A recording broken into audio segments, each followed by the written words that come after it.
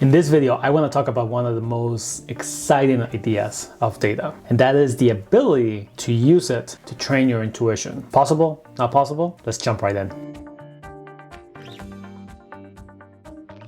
Hi there, and welcome to another video in my channel. My name is Ruben, and I'm a data strategist at Practical Analytics, and I help companies use data to make better decisions. And in my world, intuition is sometimes dismissed. Of course, I hear companies tell me our issue is that we're anecdote driven. Any opinion swings or sways how we make decisions, and we want to move away from that. We want to focus on data and using that to make decisions. Perfectly acceptable. However, we should not dismiss intuition. And in this video, I want to show you a few ways in which you can use data to train it. Now, first question may be why? Why go through all this? And let's look at, Beethoven, one of the most well-known names in classical music. But what's interesting about him is that he's actually started going deaf around 30. And by 45, he was nearly deaf. He could hear low tones and high tones. In fact, he used to put a pencil in his mouth to hear the resonance of the piano. And yet, as he was going deaf, he wrote some of his most famous music, kind of music we still hear today, like the Ninth Symphony. And as we can see, all the training that Beethoven had done as a kid had been so ingrained in his intuition that he could actually write music without even being able to hear the music. And that to me is amazing. It's fascinating. And I think it also shows the power of intuition. So intuition or gut feeling, depending on what you call it, it's just a feeling or a way for us to get to a decision or a conclusion, but we're not quite sure how we got there, right? We get this feeling that this is the right approach, this is the right answer, this is what we should do, but the data behind it or the process, the thinking process wasn't quite clear. So I think it serves a purpose. You can imagine basketball players, I love the NBA. You have to use your intuition to determine whether you take the last shot or not, and how you take it. You're not really thinking or running the data in your mind to say this shot has a 40% success rate versus a 60% success rate. I should do that. You're gauging the multiple variables and then making a decision. So I think it's valuable. I think we should train it. And I think data is a fantastic way of doing that. So let me give you 3 strategies on how you can start training your intuition so you're able to tackle and use it in the appropriate situations. First, we can use it to validate assumptions. So imagine you're doing a product launch. And in the product launch, you have a series of steps. You have assumptions as to what might happen. You might think that this product will do a certain number of sales. It will do really well with a certain demographic, and it will take a certain amount of time to be completed. Note those assumptions down. So write them down in a document, in your notebook, doesn't matter. And as you go through the process, you're gonna validate those assumptions. You're gonna learn what the actual sales were. You're gonna learn what demographics actually responded to that launch. And of course, you're gonna learn how long it actually took. And as you get new data on your assumptions, you can then compare. Were you right in your expectations for sales? Was it higher, lower? Were you right in the demographic that was supposed to do well with this product? And were you right in how long it took? And in the places where you weren't, you want to double check what went wrong. Maybe you completely underestimated the size of the market and the success that may come with it, or you thought that a certain group will want something but they actually did not. And you start to get a gauge as to how your assumptions played out, which were kind of very aligned with intuition, and where your gaps are in your thinking process. Maybe you tend to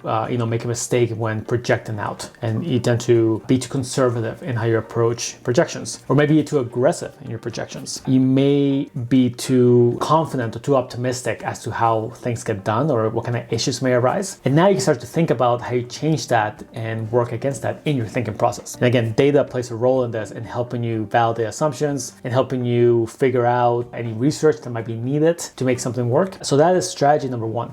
Strategy number 2 is to lean on others. So it's likely that you know someone who has a different thinking process than you are. We hear a lot about talking to people who have different opinions. I'm talking specifically about talking to others who use a different style of thinking. So your style of thinking may be numbers driven. You say, show me the numbers, show me the facts, I'll make a decision. You might know someone who is intuition driven. They get a feeling of it, they get a vibe. I was in a call with a prospect. They were telling me that for them, they look for a vibe when they look at people who they want to work with. And this is completely acceptable. So you want to find people who are different from you in whatever way that may be and lean on them. And ideally, if you can tackle the same solution, if you're in the same team, that's even better. Now you can sort of see the same problem through different eyes. Your eyes, whatever that may be, and their eyes, whatever that may be. And you can start to compare notes. Now, if you're really good, you can also start to extract how they thought about it. So you may say, hey, why did you choose that person? I chose that person because their, the resume and their experience and the numbers just added up. They had the most experience. They might say, you know what, I did not really look at the numbers. Instead, I saw that how they responded, how they handle conflict, how they handle an opposing view. And so you start to get a sense as to how different ways get tackled and how you can improve your approach and your intuition by seeing how other people do it. That is strategy number 2. Strategy number 3, you want to play the devil's advocate. Now, this idea, this phrase has a fascinating history. You see, the Catholic Church has always canonized people. Canonization is the process of turning someone into a saint. Now, canonization can only happen after the person's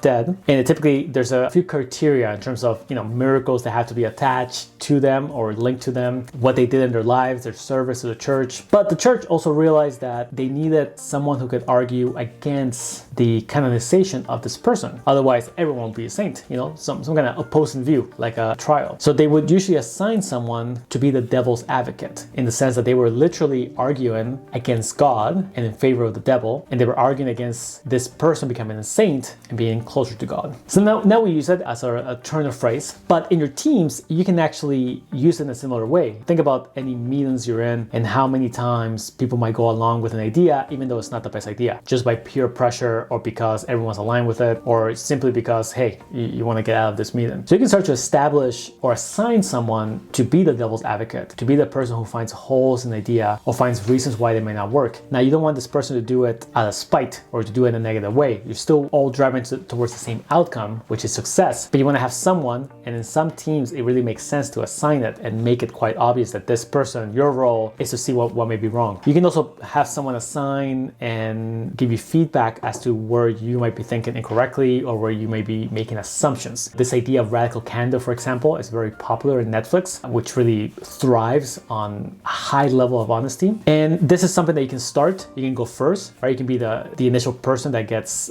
judged or gets feedback in front of a group, but you want to start to have this role of someone looking at opposing views and being the devil's advocate. And that can start to then shift again how you think about things, how you approach them, how intuition gets done. The data here is not as concrete as numbers and charts, but it's still qualitative in the sense that you're getting ideas and feedback from someone else. And that's all I have for today. Keep in mind that data can be used to train intuition. I think it's a fantastic outcome. It's underrated, in my opinion, in how people and companies think about data. And there were 3 strategies we covered that can help you with that. If you enjoyed this video, make sure to like, subscribe, share the video. In the description, you're gonna see a link to my first book, The Data Mirage. It is out now. It's exciting. You can buy it anywhere where books are sold. There's also gonna be a link to my weekly newsletter, The Growth Needle, and Twitter, where I've been posting threads, conversations. It's a really fun place to be. So make sure to follow me there for some of my latest ideas and thoughts. Finally, in the comments section below, post what you thought about the video, the strategies, and how you're thinking about using data to train your intuition. Until next time.